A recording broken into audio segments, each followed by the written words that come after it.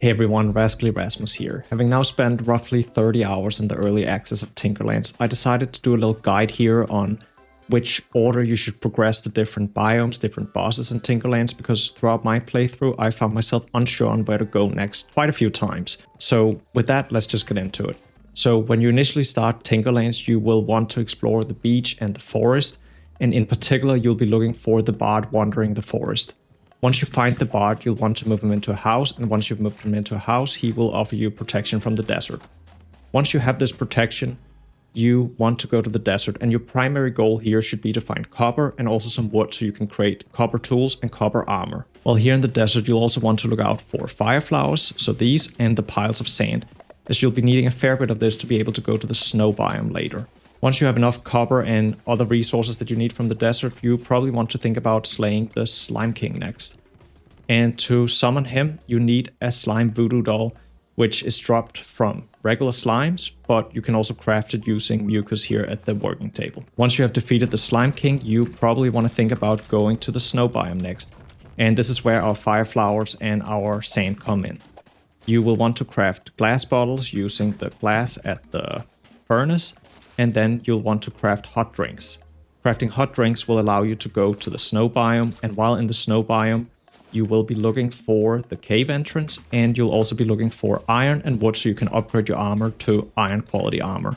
Once you've upgraded your armor to iron quality armor and you've found the cave, you can choose whether you want to head into the cave first or whether you want to go to the swamp first. A combination of these is also fine. Regardless, your next goal should be to craft gold armor and gold tools. And to craft gold tools, you will be needing to go to the swamp as you'll need the wood from the swamp. So once you've crafted a full set of gold armor or feel comfortable enough, you will probably want to take on the Frog Prince next. And to take him on, you need to locate this altar, which is called the Strange Altar. And you need to insert 5 Eyes of Newt into it. And Eyes of Newt are these red things dropped here from the enemies in the swamp. It's these, 5 of these, and then right click on the altar will spawn the Frog Prince. The Frog Prince drops some very valuable equipment, especially his bow I really like, and that will help you tremendously when you go to the cave and have to take down the spider boss. Once you feel ready for it, it's time to try to take down the spider boss. The spider boss is located at the center of the cave, and right here in the center, when you right click the cocoon there, the boss will spawn. You need to take down this boss to save the carpenter, and the carpenter is essential to be able to progress the game further, as the carpenter is the NPC that can repair the ship. So once you've taken down the spider boss here in the center of the cave, you will go back to your base and you will build a house for the carpenter, and once you build a house for him, he will repair your ship for you. Now before you head out with your ship, there are a few optional bosses that might be worth defeating before going to more difficult islands. First of all, you have the Iron Devourer that you can summon using the Thumbers. The Iron Devourer drops some very handy loot to have early on, especially the summons are quite an upgrade if you don't have any summons. So you need one of each of these Thumbers, and you get them from each of the 4 biomes. The mobs in the biomes have a small chance to drop these, and once you have all 4, you can place them down on their respective pieces of land and they will activate, and once you place down all 4, the boss will be summoned. I do talk more about this in my first tips and tricks video for Tinkerlands, so do check that out if you want more info. I will link it in the description. Once you've taken down the Iron Devourer, I would recommend that you either take down the Oversized Crab or the Grim Reaper.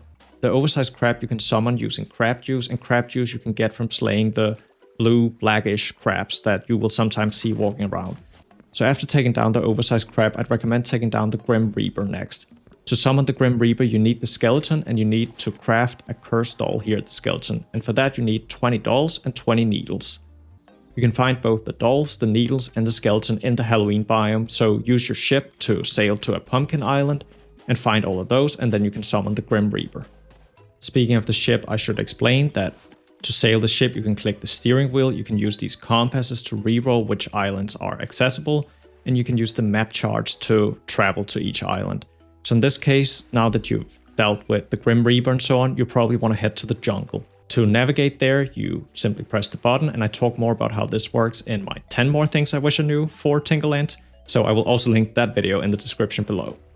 Now that you've made it to the jungle, your next goal should be to get, again, wood from the jungle or from the jungle so you can upgrade your armor, but aside from that, your next goal will be to take down a boss I'm definitely gonna mispronounce, but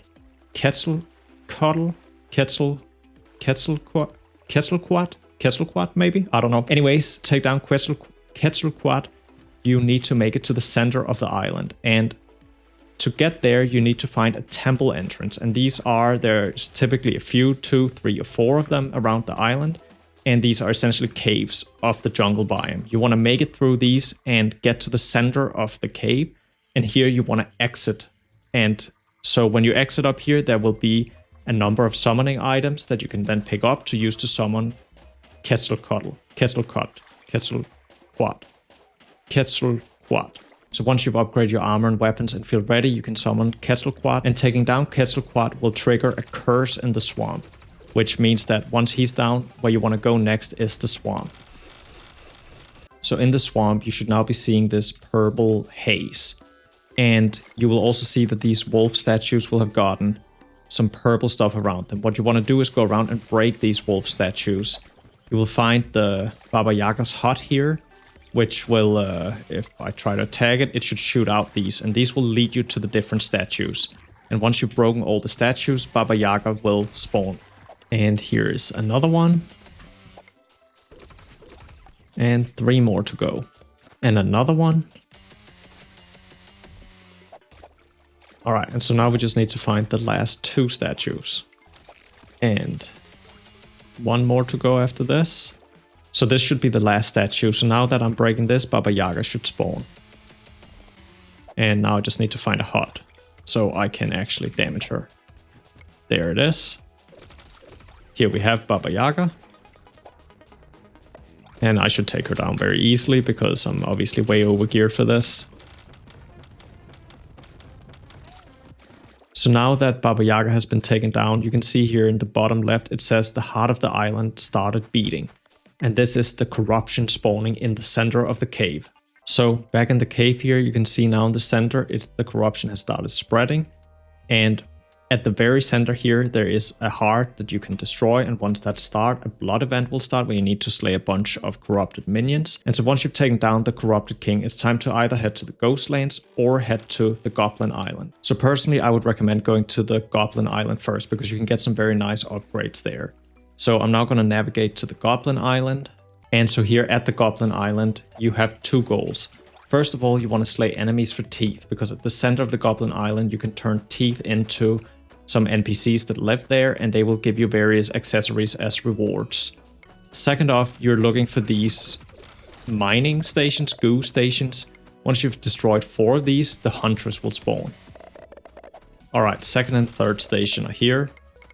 It's worth noting as well that if you're struggling to find a Goblin Island, you might need to reroll your ship map a few times to actually find it. And the last one is right here. So here we go. The Huntress is now spawning. And as you can see, she drops some very nice equipment.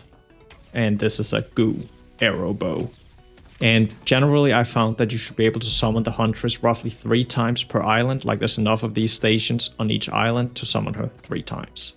Next up is the Ghostlands. I forgot to mention, but Baba Yaga is the one that drops the map that you need to unlock the Ghostlands. And to unlock it, you just need to find a Ghostlands island and then hold left click on the island. Same way you unlock the jungle.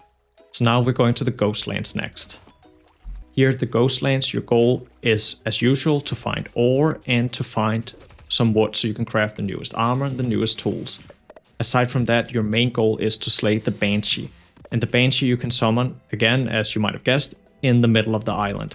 To summon the Banshee, you need red candles, and I did not bring any, but I might have some on my ship.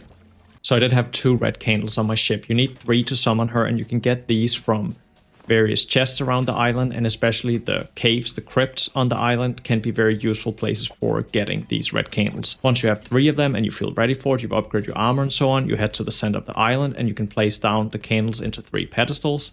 And once you do that, the Banshee will spawn. The Banshee will also drop you the pyramid key.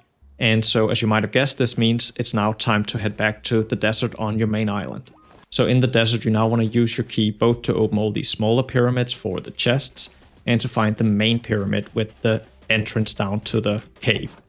In the cave, you want to go through the cave here, and I've already done so before, but you want to find the chamber of Tut and Come On. I'm not quite sure how Come On is pronounced, but this guy and Tut. There's a big sarcophagus, and once you right click that, the boss will spawn. Once you've taken down that boss, you're essentially done with the desert here. And Tut will also drop you the last map that you need, which is the map you need to unlock the Coraline Fields. With Tut down, you have the choice between two different islands. You can either go directly to the Coraline Fields, or you can go to a Trichroma island. Personally, I'd recommend going to the Trichroma island because the equipment and the weapons you can get from there are extremely strong, and that equipment will help you significantly with going to the Coraline Fields and taking down the final boss of the early access. So if you go to the Trichroma island, you're looking for two things. First of all, well, really four things. You're looking for these gems, which are dropped from the mini bosses that will constantly be spawning while you're on the island. You need one of each gem to summon the boss of the island. Aside from that, you're also looking for some general materials, some tricolor crystal, some of these fire gems, sparkling gem, frost gems, so on. But what you're really looking for is the crafting station called the trichromatic root, which looks like this. Once you find that, you want to dig it up and bring it back home with you so you can use it to craft. I think there's only one of them, maybe a couple on each island, so it can take you quite a while, especially as you're going to get swarmed by enemies when looking for this. So do be warned, it's pretty difficult. Make sure you get some upgrades before going to the island. The Trichroma Island is also a really good place to look for mana and life flowers. And so it might be a good idea to use spawn potions for these, because I've been running around here for roughly 10 minutes now before finding one, whereas in my initial playthrough here, one spawned roughly every 30 seconds it felt with these mini bosses. But anyways, you want to slay these mini bosses around the island. You can see how much of the island I've managed to explore before finding one, and they drop these gems. Okay, well, here's the second one. So now they're coming very rapidly. All right, so second one down.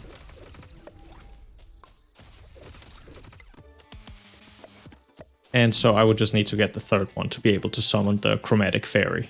So now that we have the gems, we can craft the summoning item for the chromatic fairy right here, the Fey gem. And with that crafted, we can summon the chromatic fairy.